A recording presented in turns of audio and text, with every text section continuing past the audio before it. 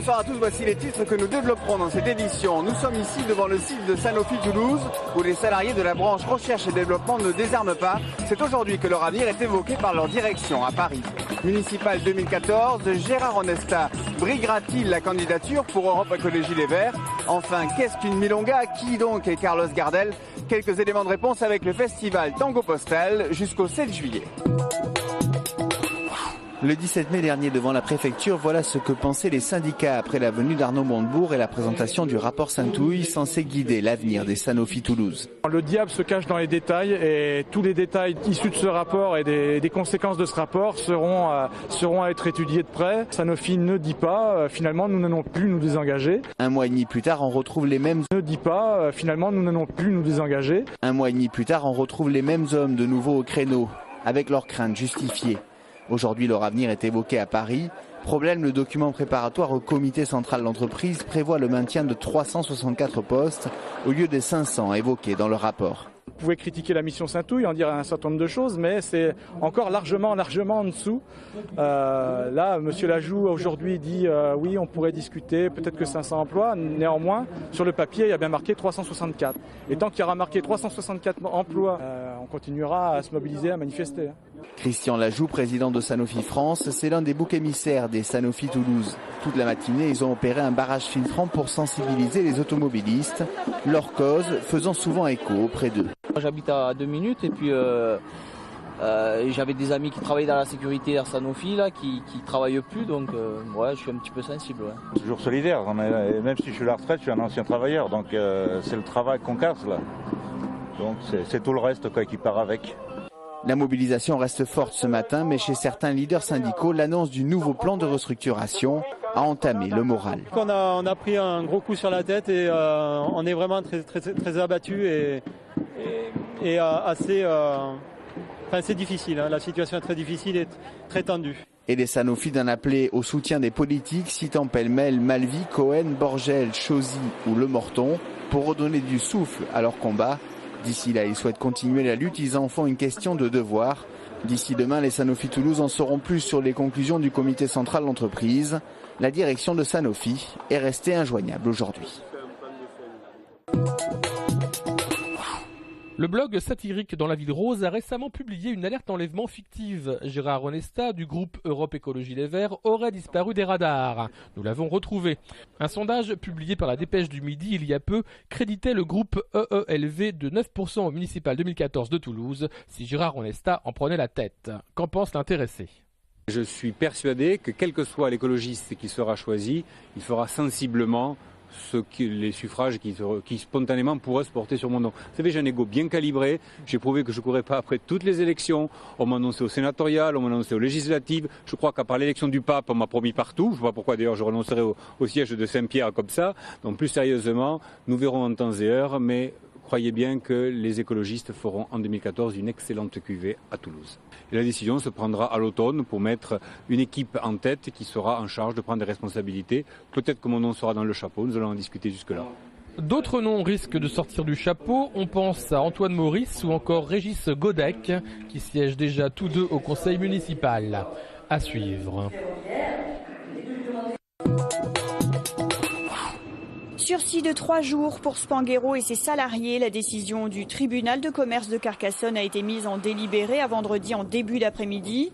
Il ne reste aujourd'hui plus qu'une seule option, le projet de reprise de Laurent Spanghero, soutenu par l'entrepreneur Jacques Blanc et la société de capital risque Investim. Le projet des salariés soutenu par 2 groupes, Delpera et Deveil, lui, a été rejeté. Il a été jugé irrecevable car incomplet. Un dernier espoir donc pour les salariés qui, dans le meilleur des cas, pourraient être une centaine à garder leur emploi.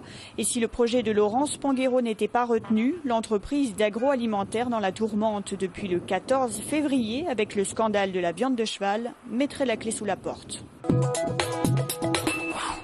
Airbus a dit non. ATR ne lancera donc pas son turbopropulseur de 90 places. Faute de disponibilité de son bureau d'études, le constructeur européen a mis son veto catégorique. Le patron d'Airbus, Fabrice Brégier, s'est même interrogé en conférence de presse sur l'intérêt du marché pour ce nouvel appareil. Il faut dire que les forces vives d'Airbus sont concentrées aujourd'hui sur le nouveau programme A350, sur l'A320 Neo et sur l'A400M. Pourtant, Le marché réclame ce nouveau turbopropulseur selon ATR, qui devra donc s'armer de patience pour obtenir le feu vert de ADS. En attendant, le petit frère d'Airbus a créé la surprise au Bourget, le meilleur de son histoire selon son PDG Filippo Bagnato. Le constructeur franco-italien a annoncé une pléiade de commandes, 6 clients engagés sur 83 appareils fermes et 90 options d'achat. Pas moins de 2 milliards de dollars de contrats ont ainsi été engrangés, 4,1 milliards si toutes les options sont confirmées. ATR dispose désormais du plus important carnet de commandes de son histoire, avec 270 appareils fermes, soit plus de 3 ans de production assurée. Le leader mondial de l'aviation régionale et des turbopropulseurs va donc devoir faire face à une montée en cadence inédite. Une belle renaissance lorsqu'on sait qu'ATR, alors au fond du gouffre, a bien failli fermer ses usines en 2004. Un aqueduc romain datant du 1er siècle a été mis à jour sur le campus de la faculté du Mirail. L'équipe d'archéologues toulousains connaissait l'existence de ce vestige sans en connaître son tracé exact. Cette pièce majeure de l'antiquité toulousaine démontre les talents d'urbanisme de la civilisation romaine et l'importance de la cité Tolosa au début de notre ère. L'aqueduc, qui était irrigué par les sources de Bellefontaine et de Fontaine-l'Estaing, permettait d'approvisionner les 20 000 habitants de la cité toulousaine en eau. Cet aqueduc faisait entre 10 et 15 km, on ne connaît pas l'ensemble de son parcours. Et en fait, les caractéristiques de cet aqueduc, c'est qu'il y a une moitié qui était enterrée, donc sous forme d'une conduite maçonnée avec 2 murs verticaux, une voûte et un revêtement à l'intérieur qui permettait de faire l'étanchéité. Alors ça, c'était le tracé de Montlong jusqu'à la Sépierre. Et de la Sépierre au centre-ville de Toulouse, il y avait en fait un pont aqueduc de plus de 3 km de long qui permettait d'alimenter Toulouse en eau.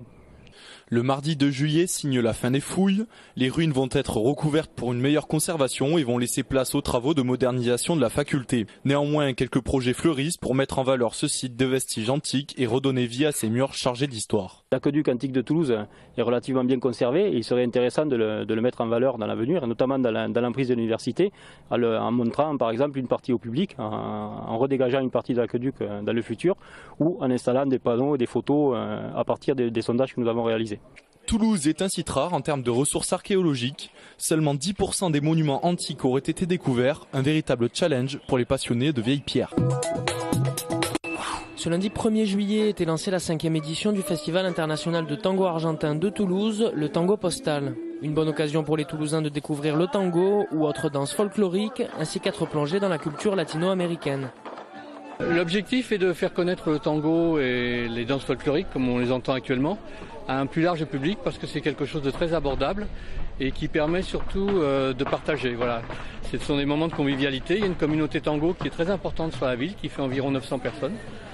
Et là, nous recevons environ 7000 festivaliers chaque année qui viennent à ce festival. Nous avons chaque année un thème sur la culture. Donc cette année, le thème culturel, c'est sur les migrations, pour montrer comment toutes ces populations qui ont quitté l'Europe en général pour s'installer à Buenos Aires, en se croisant, ont mélangé leur culture et ont créé le tango. Certains amenant des instruments, d'autres des sonorités, d'autres une manière de chanter. De nombreux spectacles, expositions ou encore cours d'initiation à cette danse sont prévus à travers la ville. Au début, ça apporte du plaisir parce que les musiques sont très belles.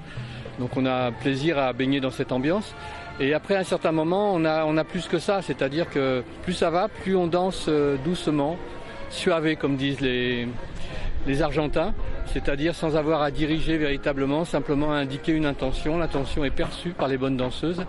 Et à partir de là, on danse vraiment dans un autre monde. Un bal sera aussi donné tous les soirs au quai de la Dorade. Les Toulousains ont donc jusqu'au 7 juillet pour trouver le rythme et entrer dans la danse.